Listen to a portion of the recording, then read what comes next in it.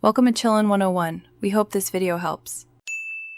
In this video, I will explain how to make spinach pizza.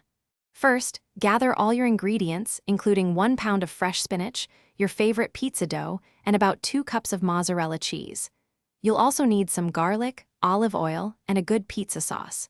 Preparing these items beforehand makes the cooking process much smoother and more enjoyable. Let's get started with the spinach preparation.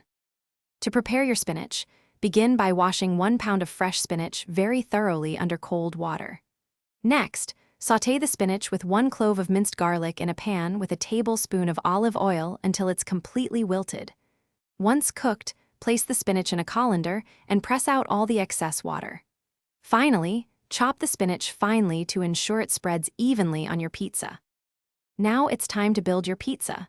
Start by spreading about 1/2 cup of your favorite pizza sauce evenly over your dough, leaving a small border for the crust.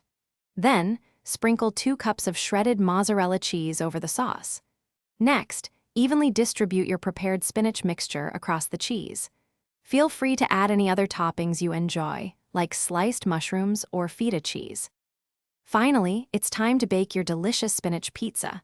Preheat your oven to 400 degrees Fahrenheit. Carefully transfer your assembled pizza to the hot oven and bake for 12 to 15 minutes, or until the crust is golden brown and the cheese is bubbly.